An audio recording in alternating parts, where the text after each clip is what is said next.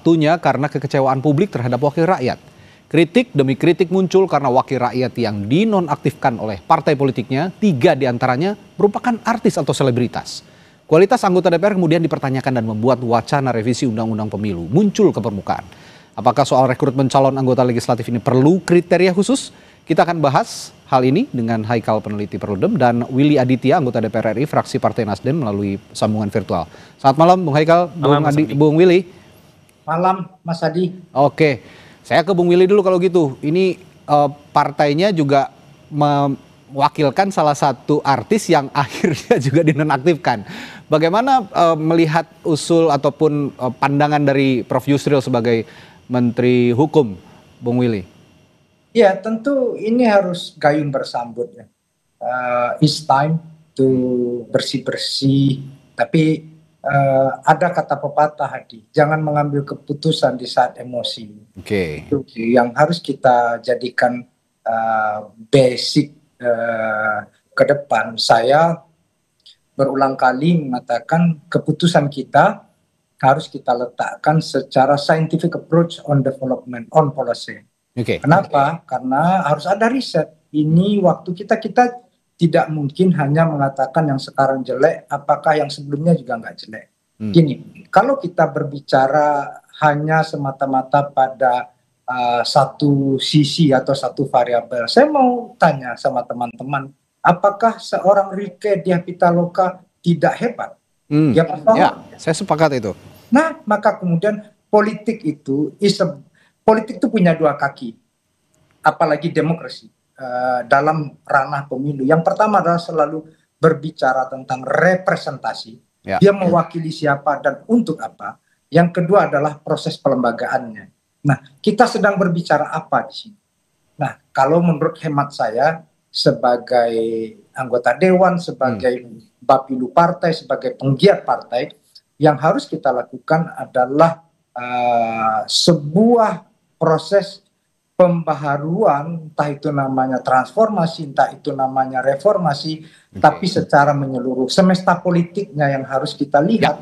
Jadi saya sepakat ini waktunya, tapi tidak dengan basis emosional. Kenapa? Kita harus berkaca. Dulu kita menolak sistem yang tertutup dan kemudian menggunakan proporsional terbuka ini atas kritik kita pada masa lalu yang sangat limitasi.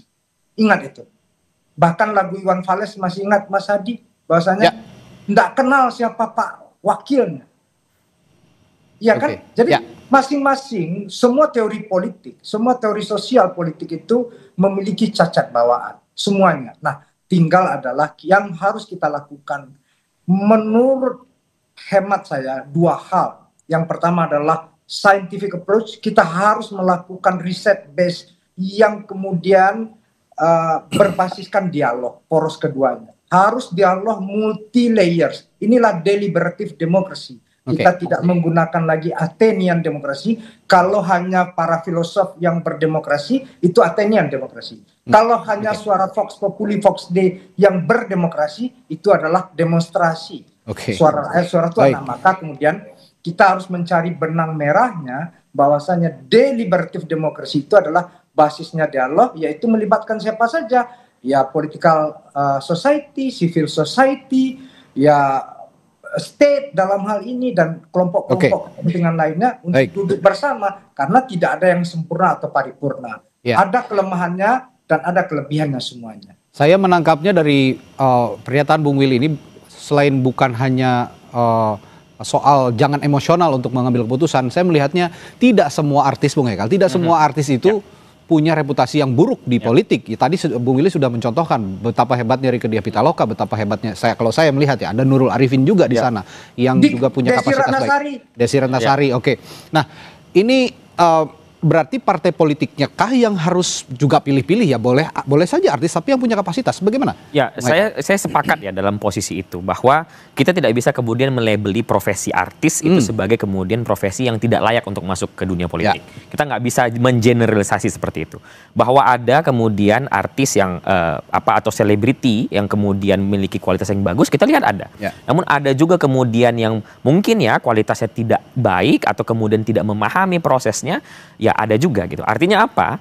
peran partai politik lah di sini yang harus kuat. Bagaimana kemudian mencari kader itu tidak hanya sebatas popularitas semata, tidak hanya sebatas untuk memenangkan kontestasi kandidasi saja, namun kemudian harus memikirkan bagaimana ini akan bekerja nantinya.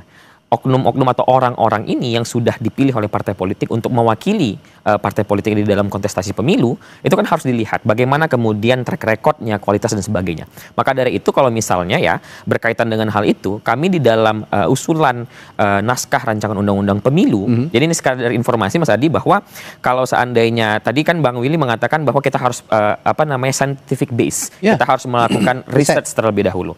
Nah, teman-teman di masyarakat sipil, di NGO ya khususnya, itu kemudian sudah melakukan itu dari beberapa waktu yang lalu. Dan sekarang kami sedang menyusun naskah rancangan undang-undang versi ataupun usulan masyarakat sipil, yang salah satu poin di dalamnya adalah berkaitan dengan hal yang tadi. Bahwa kami mengajukan harus ada persyaratan minimal waktu seseorang sebelum dia dicalonkan oleh partai politik untuk menjadi calon anggota legislatif, ada waktu tertentu dia mengabdi. Kalau misalnya kita atur misalnya ya 2 tahun.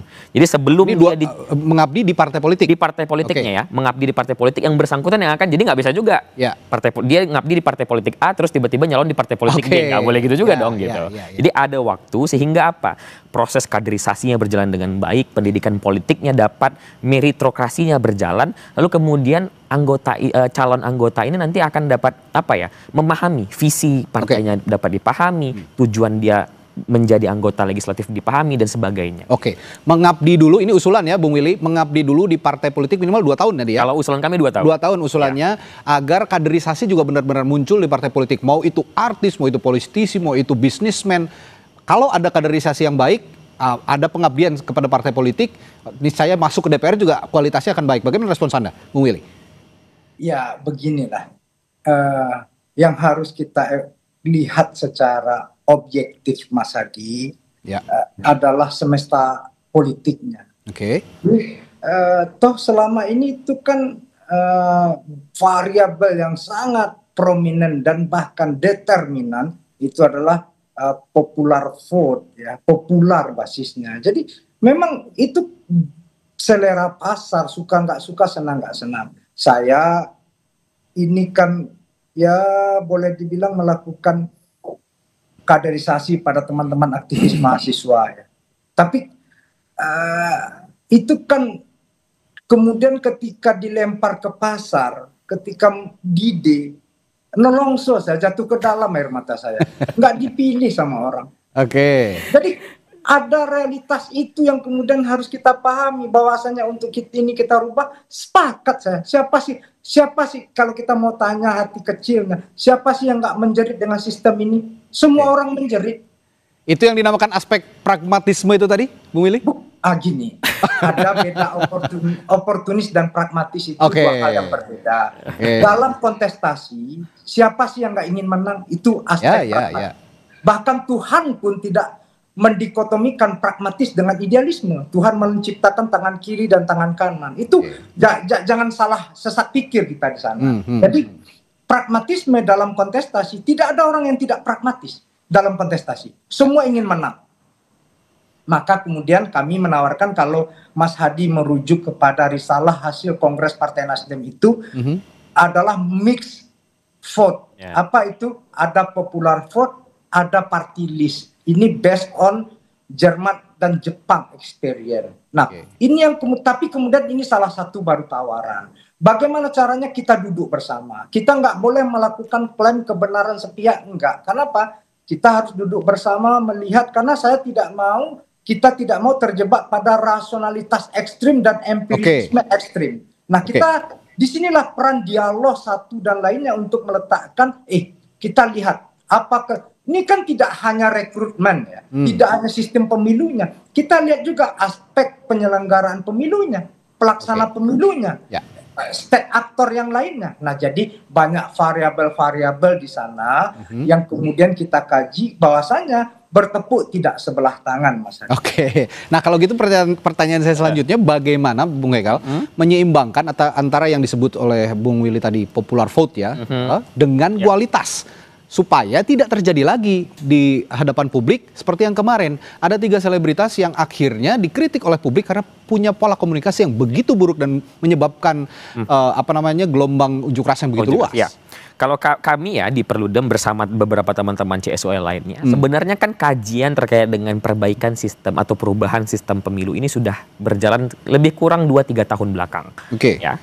Kami di Perludem itu sudah membuat simulasi, sudah melakukan simulasi, sudah melakukan modeling, termasuk surat suaranya terkait dengan apa yang disampaikan dengan oleh Bang Willy tadi. Oke. Jadi, nah inilah mudah-mudahan ini bisa menjadi gayung bersambut juga ya seperti yang dikatakan Bang Willy tadi. Artinya apa?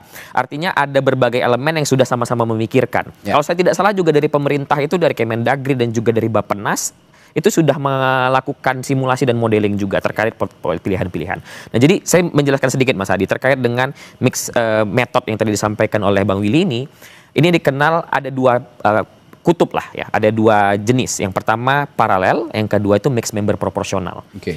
Nah, beratnya itu di satu sisi, yang satu berberat proporsionalitasnya, yang satu sisi dia berjalan bersamaan antara 2 sistem. Oke. Jadi sederhananya sistem ini satu, dia akan memilih wakilnya secara langsung dari partai ya, tentu saja dari partai wakil secara langsung dengan sistem mayoritarian. Jadi satu dapil itu satu wakil. Oke.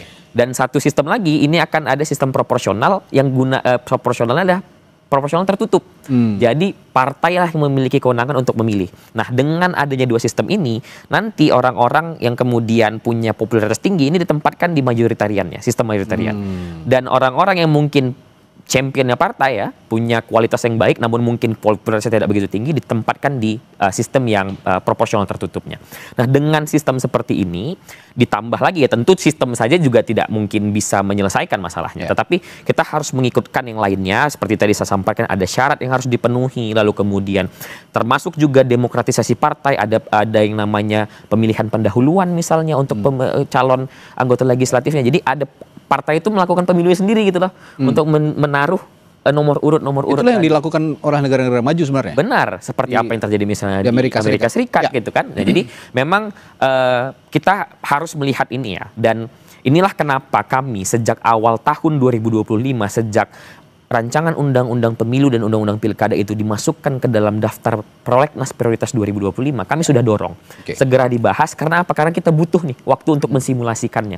Karena itu kan tadi Bang Willy sudah sampaikan, jangan sampai kita hanya berbasis kepada praktik saja atau berbasis kepada teori saja. Kita harus lihat lapangannya seperti apa. Nah, untuk itu makanya kemudian kita memerlukan membahas undang-undang ini sesegera mungkin, agar kita punya waktu untuk mensimulasikannya, melihat mana yang baik dan mana yang buruknya, dan kemudian memilih mana yang terbaik untuk digunakan ke depan. Oke, ini ada juga pernyataan yang menarik dari Prof. Yusril sebagai Menteri Hukum, Bung Willy. Sebetulnya banyak non-selebritas yang punya bakat politik ya, yang di bawah under the radar lah, tidak ada di permukaan, tapi punya bakat. Nah, scouting partai politik sejauh itu sejauh ini sudah mencapai ke orang-orang seperti itu atau belum, Bung Willy? Ya, gini, apa yang dikatakan Prof. Yusril benar, dalam kandidasi semuanya kan kita majukan, tapi jangan kita ujuk-ujuk amnesia, Mas Adi. 2009 itu ketika Pak Mahfud MD jadi ketua MK, dia menggugurkan sebuah tawaran kompromistis dari DPR waktu itu, yaitu 35% BPP. Waktu itu masih hitungannya BPP, bukan sanlak murni seperti sekarang. Itu dibatalkan. Jadi bahwasanya ada proses, ini kan bukan kali pertama ya untuk kemudian eksperimentasi sistem pemilu yang ya kalau boleh kita bilang quote unquote banal, brutal seperti ini ya. Kalau kita mau benar-benar open mind, jujur, objektif, ini kan banal, brutal gitu. Saya secara kepartaian bikin 2 pasca pemilu itu, bikin riset tulisan yang saya publis di dalam saat kongres, yang kemudian bikin dokumentasi filmnya. Bagaimana brutalitas itu saya dokumentasikan semuanya. Bagaimana banalitas itu saya capture dan kemudian dilakukan sebagai sebuah temuan yang ilmiah. Karena apa? Karena kita tidak ingin terjerembab dalam brutalitas dan banalitas seperti ini. Inilah pembelajarannya. Nah, sekarang apa yang ditandaskan oleh Prof. Yusril, orang baik banyak. Tapi kalau orang baik bukan hanya orang baik, ya. Orang berintegritas banyak. Tapi poinnya itu adalah ketika semestanya adalah free fight dan market base, maka kemudian dia kembali ke sana. Maka kemudian ya ini tidak hanya cukup dengan afirmasi. Oke, tapi yang dibilang Haikal tadi, sistemnya akan seperti apa? Ya, tapi kalau memang bicaranya free fight, kalau kita punya sistem pemilu yang sudah dimodifikasi seperti yang dikatakan oleh Bung Haikal, mungkin free fight itu juga bisa diredusir dengan dimasukkannya atau berkompetisinya orang-orang berkualitas di dalam itu. Saya akan minta tanggapan kepada Bung Willy sebentar. Bung Willy, tahan dulu, nanti akan saya tanyakan sesaat lagi di Sapa Indonesia Malam. Tetaplah bersama kami.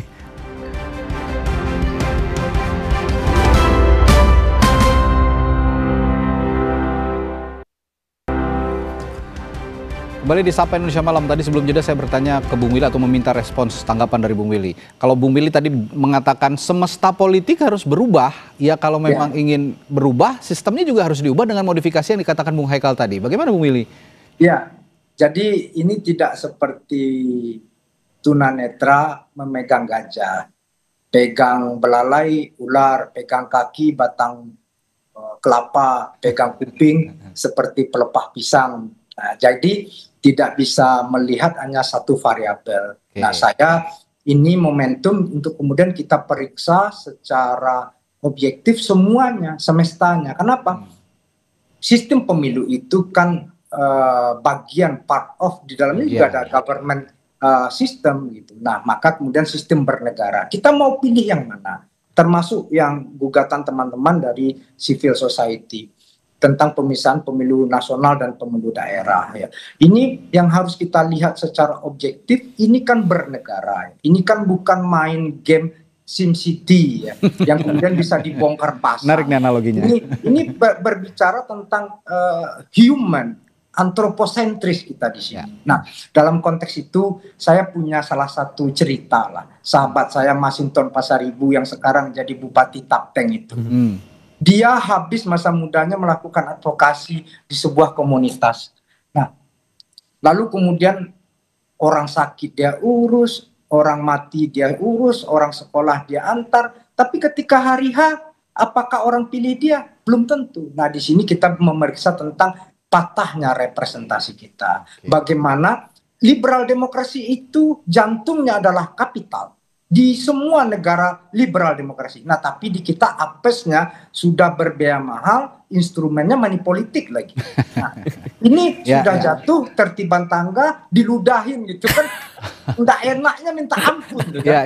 Nah, jadi kita harus periksa ini. Ini kita nggak boleh menyalahkan siapapun.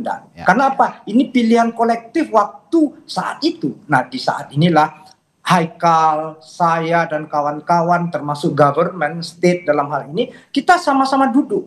Saya orang yang open mind untuk berdialog, bahasanya kita tidak cari menang-menangan. Ayo, kenapa? Ini kepedulian kita bersama, ini sistem yang mengantarkan kita hidup bernegara, berbangsa, maka kemudian bagaimana melahirkan politik itu basisnya satu aja Mas Adi, adalah keberpihakan.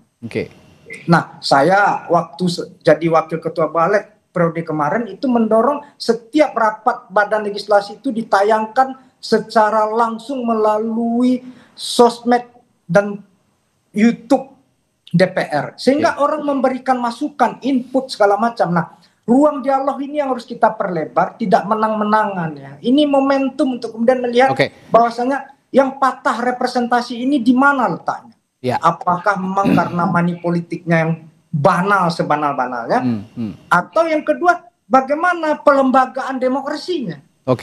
Nah, demokrasi ada giumnya Mas Hadi adalah it's not about good man and good will, but it's about role of game. Itu yang paling penting, aturan main. Kenapa? Sehebat apapun orang, dia bisa kalah dalam pemilu. Ini seandainya semua anggota DPR kayak Bung Willy, mungkin hingga saat ini Indonesia damai-damai aja, nggak ada yang kayak kemarin begitu ya. Ini pola komunikasi yang seperti ini yang memang dibutuhkan oleh publik, sehingga publik juga paham bagaimana anggota Dewan bisa merepresentasikan partai politik maupun juga konstituennya di parlemen. Tapi saya ingin tanya sedikit deh Bung Willy, ngomong-ngomong soal fenomena selebritas di parlemen, menurut Bung Willy, apakah ini sebenarnya memperkuat citra atau malah melemahkan sih Dewasa ini?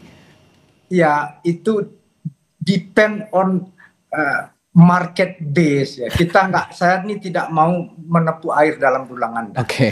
Saya orang yang tangan mencincang bahu memikul ya. Jadi apa yang kita lakukan, kita belajar dari hal ini. Yang paling penting beberapa hal ini harus kita jadikan proses pembelajaran. Mas Hadi harus lihat, tanya Bung Haikal itu, bahwasannya beberapa dapil itu ada pesohor idol ya. Itu yang suka nggak suka, senang nggak senang, memang itu taste-nya. Jadi ya, harus diakui itu. Itu benar-benar apa ya? Ya kita aja kita nih ibarat lari pakai mobil Innova, dia sudah pakai Ferrari, gimana komentarnya itu ya, kayak gitu. Nah, jadi kita tidak boleh terjebak pada ekstremitas yang Haikal ingatkan tadi. Ini kita ingat Ronald Reagan ya, dia seorang pesohor ya, tapi dia menjadi presiden yang mengakhiri perang dingin. Dia kan luar biasa. Jadi kita tidak bisa kemudian menghakimi sebuah profesi, latar belakang orang itu. Kalau kata Albert Camus, nggak fair kita ketika mengadili orang dari latar belakangnya, nggak fair. Kalau gitu saya tetap melihat ini sebenarnya peran partai politik dalam membidik atau scouting ya kader-kader, termasuk para artis, para selebritas, siapapun itu. Nah, ibarat bermain bola, kalau scouting itu pelatih kan harus bisa melihat bibit-bibit pemain yang bisa direkrut gitu ya untuk bermain. Nah, ini kalau begitu, kalau melihat peran scouting tadi, apakah cukup sistem undang-undang pemilunya saja yang diubah atau bisa merambah harusnya di undang-undang partai politiknya juga yang harus diperbaiki? Itu yang saya sampaikan tadi, Mas Hadi, bahwa perlu ada demokratisasi di dalam internal partai. Salah satunya misalnya saya contohkan tadi adalah dengan menggunakan sistem preliminary election atau yang disebut dengan pemilu pendahuluan di dalam internal partai untuk mencari mana kader-kader terbaik, mana kader-kader yang kemudian memiliki kualitas, yang kemudian juga dalam satu sisi untuk melihat apakah dia disenangi oleh publik atau tidak. Dan pertanyaan Mas Adi tadi benar bahwa aspeknya tidak hanya sebatas undang-undang RUU Pemilu saja, tapi juga kepada undang-undang partai politik. Karena ada banyak hal yang kemudian harus kita perbaiki di dalam internal partai politik untuk kemudian bisa menjadi lebih demokratis dan segala macamnya. Jadi memang banyak aspek lah yang harus kita bicarakan di dalam hal ini. Termasuk juga misalnya berkaitan dengan bagaimana kita mengubah pola pikir pemilih kita untuk kemudian tidak hanya sebatas pragmatisme dalam memilih itu hanya sebatas ini aja. Melihat ini yang memberikan uang atau kemudian ini yang terkenal gitu. Nah, ini juga kan sebenarnya kenapa kemudian misalnya dalam konteks yang lain teman-teman Perludem mengusulkan untuk satu, merubah sistem pemilu dan kemudian merubah desain keserentakan. Karena kalau dengan desain yang sekarang dengan pemilu 5 kotak, itu partai politik kalau saya tidak salah di angka 20-an ribu sekian harus mencari kader di satu waktu yang sama. Gitu ya. Nah, kalau seandainya ini bisa diubah, kalau sesuai dengan putusan MK misalnya dengan jarak 2 tahun, ini akan memberikan insentif lah, walaupun mungkin tidak sebesar yang kita bayangkan, tapi ada sedikit insentif partai politik ini bisa untuk kemudian lebih lega, lebih bernafas untuk kemudian melakukan kaderisasi, termasuk scouting yang tadi disampaikan. Nah, kalau begitu melihat kondisi saat ini dan pernyataan usulan dari Prof. Yusril tadi, sejauh mana sih sebenarnya usulan ini bisa terrealisasi sekarang di keadaan seperti saat ini? Nah, ini tergantung sekali dengan political will dari partai yang ada di parlemen dan juga presiden. Kenapa? Karena bagaimanapun pembentuk undang-undang itu kan antara DPR dan juga presiden ya. Artinya apa? Proses kesepakatan politik, proses lobby politik yang terjadi dalam itulah yang kemudian akan menentukan. Kami di luar CSO dalam posisi ini kemudian memberikan masukan. Kenapa kemudian kami memilih untuk lebih dulu menyelesaikan naskah rancangan undang-undang dan juga naskah akademik usulan kami, karena kami ingin ini adalah bahan dialog yang akan dibawa ke pembentuk undang-undang. Artinya apa yang disampaikan Bang Willy tadi bahwa ini akan menjadi dialog, ini yang kemudian kami usahakan. Bagaimana kemudian kami menyerap apa yang disampaikan masyarakat, kami juga melakukan riset, kajian untuk kemudian menyampaikan ini loh, kami punya riset, kami punya usulan. kami punya permintaan sebagai masyarakat, ayo kita diskusikan, ayo kita dialogkan, mana yang akan kita pilih. Kalau gitu terakhir ke Bung Willy, suasana kebatinan di parlemen bagaimana kalau begitu menanggapi usulan dari Prof. Yusril tadi, termasuk Anda juga kan di Komisi 13 ya, ini bermitra dengan Prof. Yusril sebenarnya membahas soal regulasi hukum begitu. Bagaimana? Ya, beda itu nanti prosesnya di Komisi 2 tentang undang-undang pemilu. Memang Prof. Yusril kalau Menko nggak ada mitranya, yang ada Kementerian Teknis dan Sektor. Nah itu, tapi yang ingin saya tandaskan Bung Hadi adalah satu, bahwasanya kalau menurut hemat saya, it's time untuk kemudian dialog untuk belanja masalah dan riset. Saya pernah mengusulkan kedua institusi mahasiswa, yang pertama ILMISPI, organisasi Himpunan Mahasiswa Fisik Indonesia, yang kedua ISMAHI, untuk kemudian apa? Setahun ini isi dari skripsi mereka itu tentang sistem politik kita. Di dalamnya ada pemilu, ada partai politik, ada representasi. Dan yang kedua, melibatkan banyak hal. Tidak hanya CSO dari Perludem dan kawan-kawan, tapi juga kampus. Jadi kita benar-benar ini bukan bukan bongkar pasang. Jadi kalau kita, ini kan hajat hidup kita bersama. Jadi saran kami untuk kemudian ini tidak hanya menang-menangan, apalagi Pak Prabowo punya political will yang kuat, pemerintah dan DPR juga ini itu pemilu masih 2029, masih jauh. Jadi justru karena masih jauh nih harus dari sekarang Bung Willy.